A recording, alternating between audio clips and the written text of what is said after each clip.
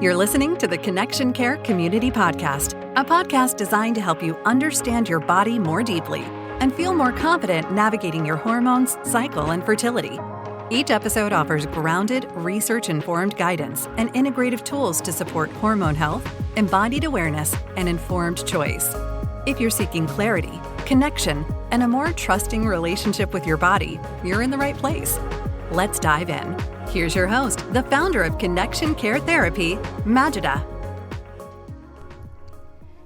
Hello and welcome to the Connection Care Community Podcast. My name is Majida, and today we're chatting about something that quietly shapes fertility in ways that don't get spoken about nearly enough.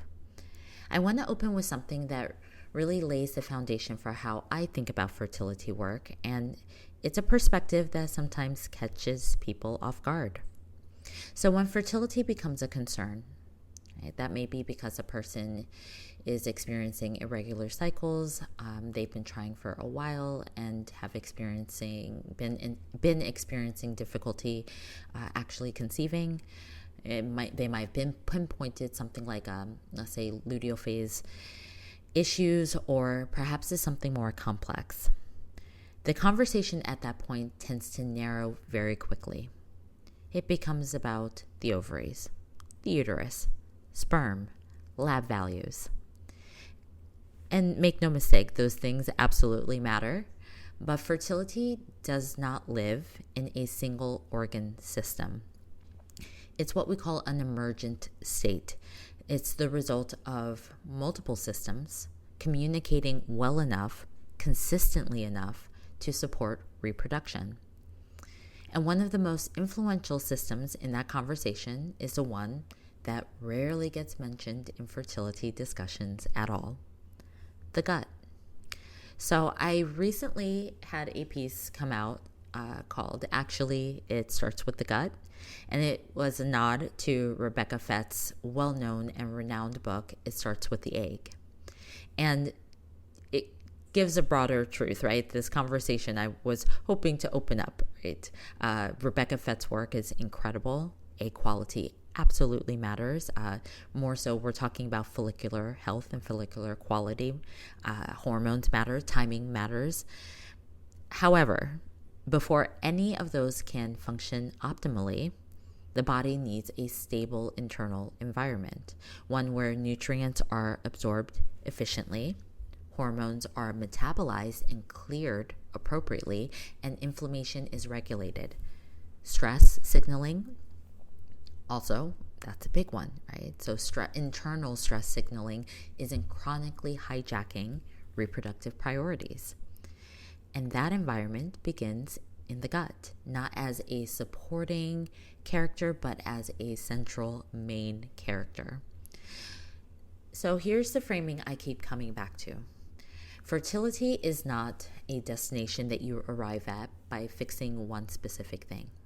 As I said before, it's an emergent state, meaning that it arises from the quality of communication between those multiple systems that that I've talked about on other podcasts and other articles, right? Those multiple systems communicating simultaneously.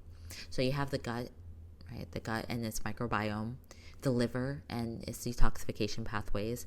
You have the endocrine system, the nervous system, the immune system.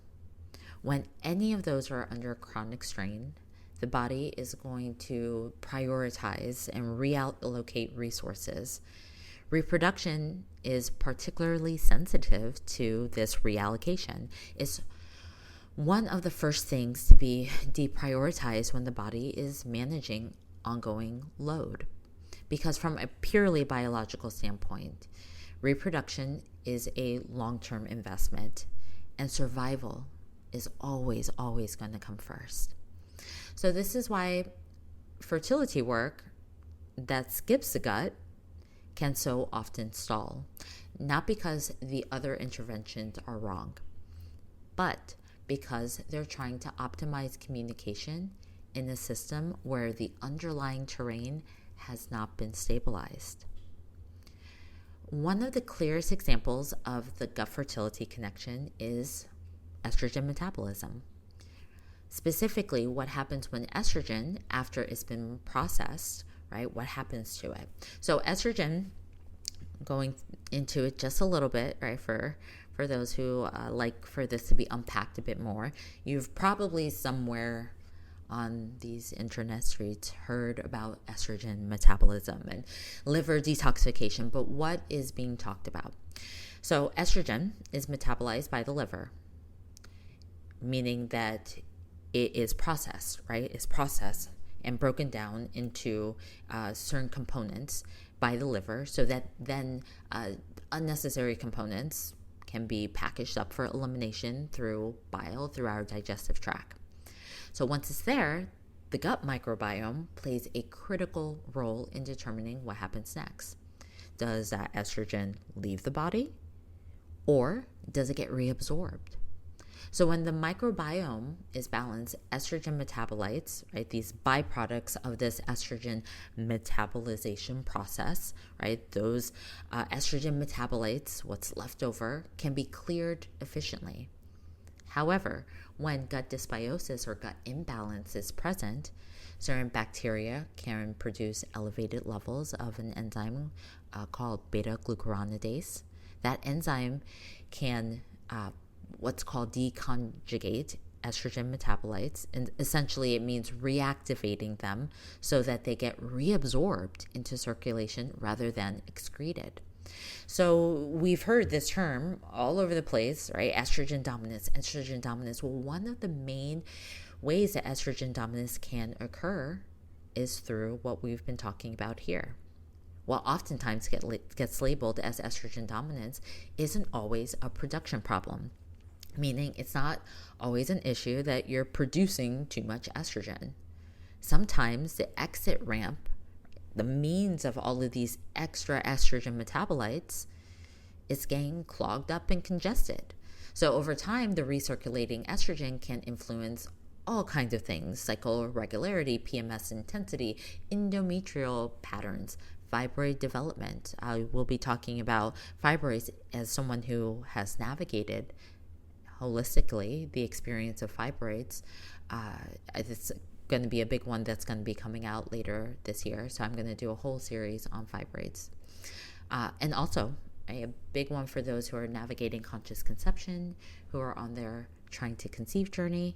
Implantation environment's a big one. Right? All of these things are big ones to conscious conception and certainly implantation environment. So hormone production matters enormously. However, we cannot ignore the impact of hormone clearance and how much that matters. And that clearance is largely happening in the gut. If this piece of the puzzle feels relevant to something that you're navigating, I go much deeper into things like estrogen metabolism and the gut microbiome in a companion piece on Substack, Gut Health and Fertility, the hidden connection you need to know. So head on over to my Substack, check it out. Please drop me a subscribe. I'm working to build my community over there, and your support is beyond appreciated. So let's talk about progesterone, because estrogen is oftentimes the one that gets focused on quite a bit. But let's spend some time talking about progesterone. Estrogen largely dominating in the first part of our cycle. Progesterone post-ovulation, under the influence of what's called the corpus luteum, we have progesterone.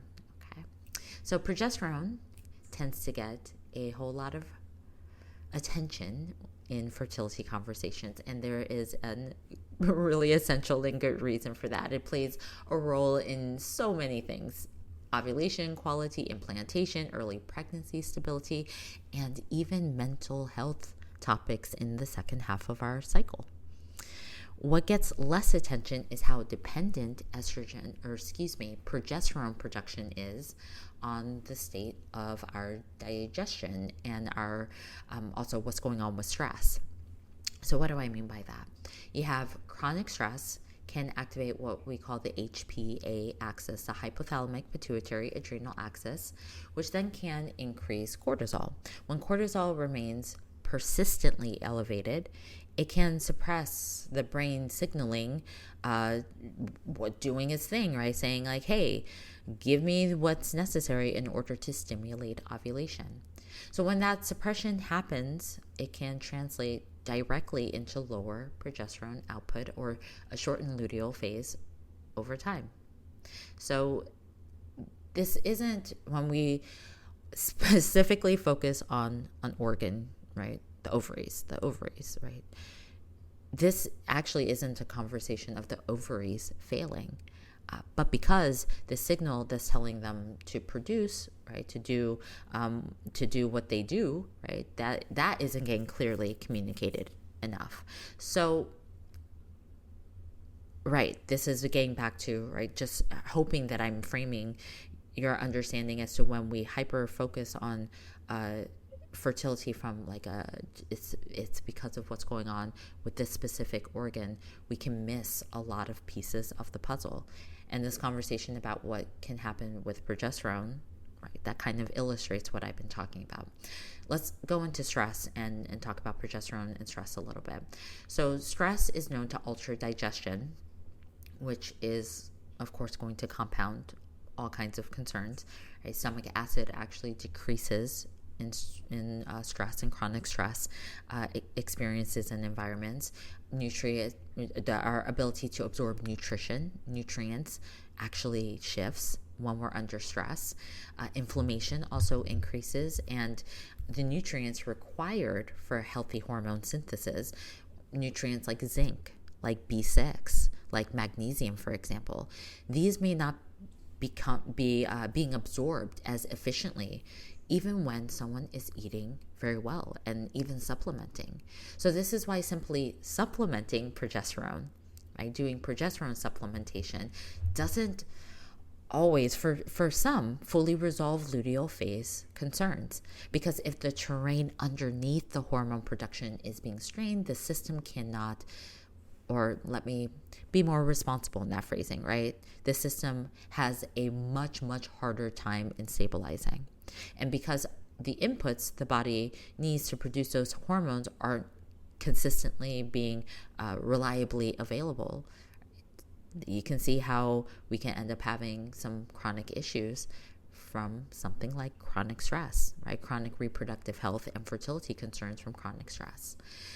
I personally know this story and this experience all too well. For those of you who are familiar with my podcast or familiar with my Substack, you've heard me talk about a time of extraordinary stress in my life where my previously consistent cycle became extremely inconsistent. Right? I went from having regular 27-day cycles to having 22-day cycles, right? But before even my cycle instability started, I started having gut health concerns that were showing up before. So stay with me, because I'm going to talk about, as an example to set the stage, and how this gets back to what my own experience was and what I see so much in my practice. We're going to talk about H. pylori.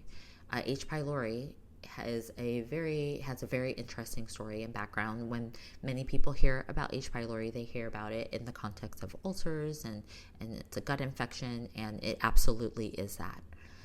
But there's a downstream layer that doesn't really get discussed very often when it comes to H. pylori. So H. pylori, it's a infection in the gut. Right? H. pylori, when it occurs, and the reason why I oftentimes highlight H. pylori is because it's thought that up to 80% of the world's population actually has H. pylori, right, hanging out. For many people, it doesn't present a problem.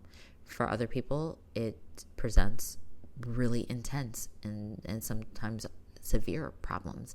And what I'm kind of bringing up today is how something like an H. pylori infection in the gut can then lead to a cascade of impact that can then lead to reproductive health and fertility concerns. One of the interesting things that, if you've heard me talk about H. pylori before, you've heard me talk about that, right? Also, when we think about ulcers, what's one of the first words that come to mind, right? Ulcers, stress, right? So it was oftentimes thought that H. pylori that ulcers were linked to stress. They were a stress response.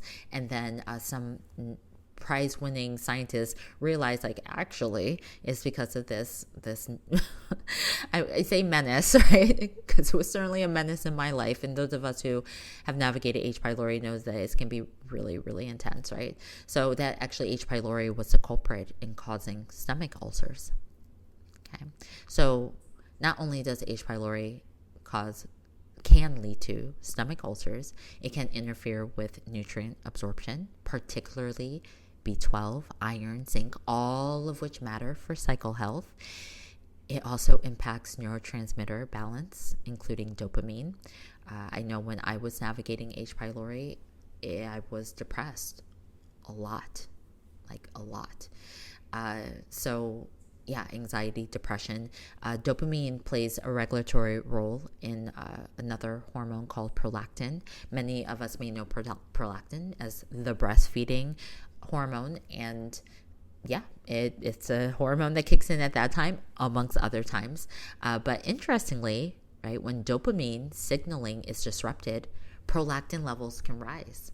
So even mildly elevated prolactin levels still can, those that are still technically within normal lab ranges, can interfere with ovulation and impact luteal phase. That's one of the first things I saw in my labs. My ferritin levels were extremely low, and my prolactin levels had started to elevate, and I was not breastfeeding, right? So there were some puzzle pieces that I began to put in together there, and eventually found out that what looked like a series of separate issues on paper were actually all rooted, right, by shortened luteal phases and shortened cycles and elevated prolactin levels and iron levels being low and energy levels being low, and also mental health concerns starting to rise. All of these could look extremely separate on paper. However, the root of them, gut infection, right? It was this gut infection that was impacting my neurotransmitter imbalance, or balance of my neurotransmitters. It was elevating my prolactin. It was impacting, right, my luteal phase. This is when I talk about having integrated conversations about what's going on in your body. This is what that can look like.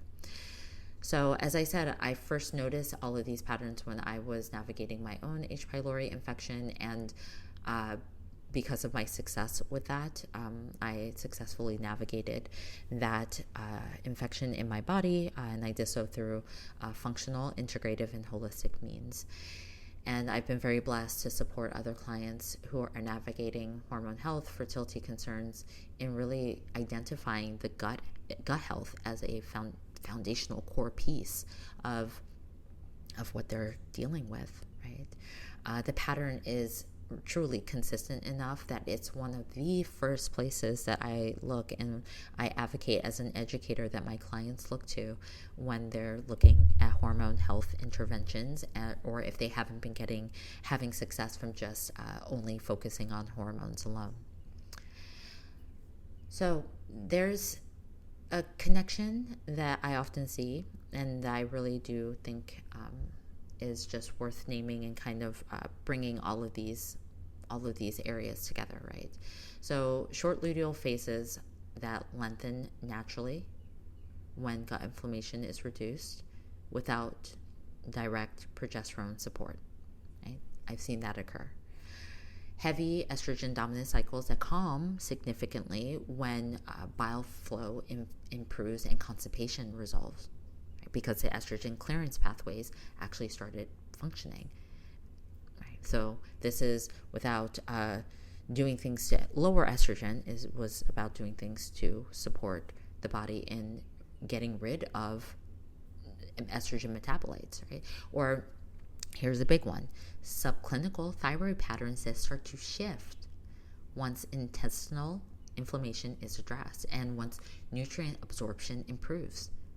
Because the thyroid health, right? Thyroid health depends on the on things like selenium and zinc and iron, all of which need a healthy gut in order to be properly absorbed. unexplained fertility challenges where there's inflammatory gut markers that were elevated, right? Elevated quietly in the background. No one was looking. But once those are resolved, the fertility challenges are no longer unexplained. Right? And this last one that's worth really sitting with, gut issues don't always announce themselves loudly. They don't always show up as bloating or as reflux or as obvious digestive distress. Sometimes they show up sideways, like what I call sideways, okay? There is fatigue, right? This fatigue that just doesn't make sense. PMS that worsens predictably under certain kinds of stress, or hormone protocols that help but only partially and then start to plateau. Cycles that were regular for years and then gradually they're not anymore. So when patterns cluster in a certain type of way, it's worth, right?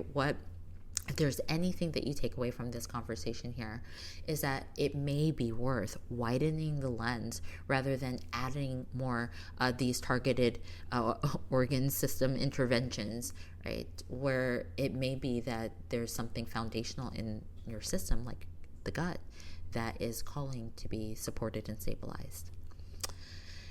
So to shift just a little bit to a question that I get asked a lot, it's like, how do I even know whether or not I have a gut health concern? There's certainly certain tests that you can request through if you have access to a PCP, a supportive PCP, or what have you. In my practice, I utilize functional testing. There's a test in particular that I really, I've had extraordinary success with. It's a functional stool test called the GI map. And you can go to my website, connectioncaretherapy.com. You type in GIMAP, right? GI map, and you'll see information on it there, and you can read about it and check it out, right? It can genuinely be useful in the kinds of contexts that we've been talking about here today. It's a really, really powerful test that can identify all kinds of things like infections and inflammatory markers, microbial imbalances, digestive capacity concerns and issues, where supporting us in like that conversation I've been talking about, where hormone metabolism issues are happening behind the scenes, right? Without some kind of obvious digestive symptoms, the GI map can be really, really profound for that. Wanting to be clear that it's not about chasing perfect numbers. It's about understanding what the body has been quietly compensating for, sometimes for years, so that when you are navigating supports or having a practitioner like myself develop supports for you, then we're really doing so in a targeted way instead of just speculating. And so I've in my practice, I use testing that's paired with robust nervous system regulation support, intentional nourishment, a thoughtful supplementation. In this way, we can ensure that we're creating clarity and direction without guessing, but also ensuring that the whole body and the whole system and the whole person is being supported. So if you're interested in learning more, again, I offer you to go over to my Substack, check that out. I have a bunch of blogs on my website. Please check that out as well. Also, I have free resources for you to check out on my website. I'm working quite diligently to build this community, and I'd love, love, love for you to be a part of it, for us to support each other as we navigate what really is a deficit in information about hormone health and fertility and whole person care. So if you are yourself navigating fertility preparation, unexplained cycle shifts, hormonal concerns, and you've been trying all kinds of approaches, the question I'll just leave you with for you to contemplate is to ask yourself, is it possible, right, that the things I'm running into could have to do with my internal environment not being well resourced enough for reproduction to be supported? And this question is not to be engaged with from a place of pressure or from self-blame. It's a genuine clinical inquiry, because we know that fertility doesn't begin or end with a single lab value. We know that it does not begin or end with a single targeted supplementation, that it begins with a body that has what it needs, and that a body that has nutrients that are being able to be absorbed, or hormones that are being metabolized and cleared, and inflammation that can be managed, and a nervous system that isn't chronically signaling threat. And the gut can be oftentimes where that conversation begins. So we'll leave it there, close up there. If you'd like to know more, I'll be talking about gut health and cycle dynamics and integrative fertility awareness in my Cycle Connection course. I, of course, have a whole gut health series on Substack and on my podcast here.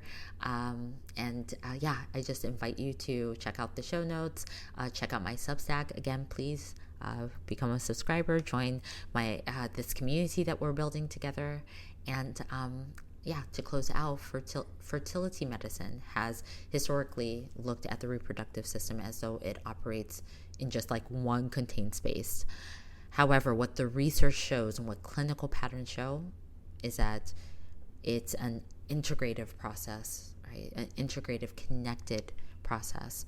And the gut shapes what our body is doing, right? It shapes so much of what our body is capable of doing and tapping into.